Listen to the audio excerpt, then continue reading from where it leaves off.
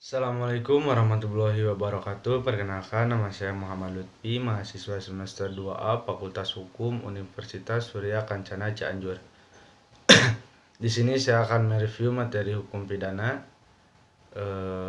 pada pertemuan ke-11 dengan dosen pengampu Ibu Prof. Dr. Hajahini dan Bapak Rendi.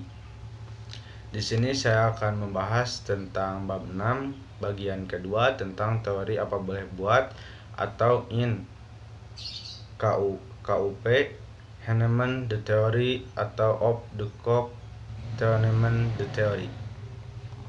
Dalam teori ini, keadaan batin si pelaku terhadap perbuatannya adalah sebagai berikut. 1. Akibat itu sebenarnya tidak dikehendaki, bahkan pelaku benci atau takut akan kemungkinan timbulnya akibat tersebut. 2. Akan tetapi meskipun demikian ia menghendakinya, namun apabila keadaan atau akibat itu timbul, apa boleh buat hak itu diterimanya juga. Ini berarti pelaku berani memikul resiko. Yang selanjutnya ada sifat kesengajaan. Yang pertama, kesengajaan berwarna ialah sengaja melakukan perbuatan atau dolus malus, berarti sengaja untuk berbuat jahat. Jadi kesengajaan perlu ada kesadaran dari pelaku terhadap perbuatan yang dilarang. Yang selanjutnya, dengan kata ini kesengajaan berarti kesadaran dari si pelaku terhadap perbuatan melawan hukum. Atas dasar itu, kesadaran menjadi syarat untuk didapat dipidananya pelaku. Ajaran ini sudah tidak dianut lagi karena memberikan beban yang berat kepada penuntut umum dan terutama hakim. Dalam ajaran ini, hakim harus membuktikan bahwa pelaku dalam melakukan tindak pidana selain menghendaki perbuatannya juga mengetahui dan menyadari bahwa perbuatannya yang dilarang dan diancam dengan pidana oleh undang-undang.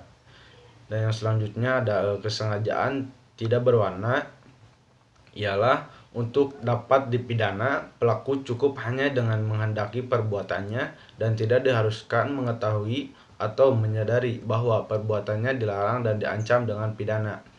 Ajaran inilah yang dianut oleh undang-undang atau hukum pidana Indonesia, dan hukum pidana Indonesia berlaku asas lex dura sedita scripta, yaitu dengan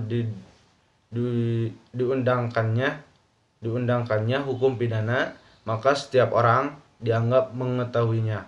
Oleh karena itu, peraturan yang berlaku dan diundangkan mengikat setiap orang untuk menaatinya.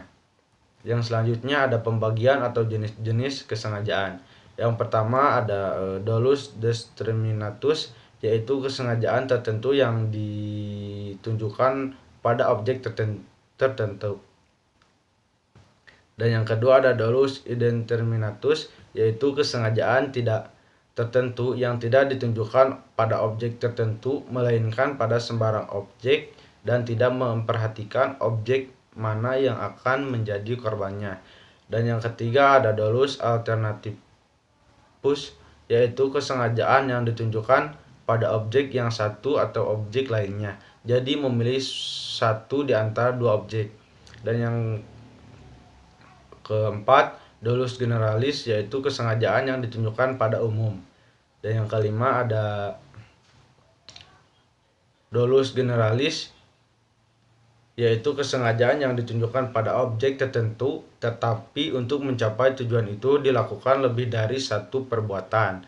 Dan yang keenam ada dolus indirectus, yaitu kesengajaan terhadap suatu perbuatan yang menimbulkan suatu akibat tertentu yang sebenarnya bukan kehendak atau tujuan pelaku. Dan yang ketujuh ada dolus premeditatus, adalah kesengajaan yang direncanakan lebih dulu. Dan yang terakhir ada dolus serpentinus, disebut juga Hastamut atau Jerman, yaitu kesengajaan yang merupakan kebalikan dari dolus premeditatus, yaitu kesengajaan yang timbul dengan sendirinya. Dan yang selanjutnya ada kekeliruan atau kesesatan atau salah kira atau dwelling ignorance mistake. disebut juga tidak sengaja, dan keadaan batin seperti ini dinamakan juga kesehatan, kekeliruan, salah kira. Kesesatan dapat dibedakan, yaitu kesesatan peristiwa, kesesatan hukum, kesesatan atau kekeliruan orang, atau error in person, atau kekeliruan objek, error in object, atau penyimpangan sasaran, atau delik putatif. Dan yang terakhir ada kealpaan atau culpa, merupakan kebalikan dari kesengajaan atau dapat juga disebut kurang hati-hati, yang berdiri dari kealpaan disadari dan kealpaan tidak disadari. Unsur-unsur kealpaan ada dua, yaitu yang pertama, pelaku dapat menduga terjadinya akibat perbuatan. Dalam hal ini ada hubungan batin dari pelaku dengan akibat yang timbul dari perbuatannya, sehingga pelaku dapat menduga, tetapi pelaku kurang hati-hati. Yang dua, pelaku kurang hati-hati. Mungkin cukup sekian dari saya. Mohon maaf bila ada kesalahan. Wassalamualaikum warahmatullahi wabarakatuh.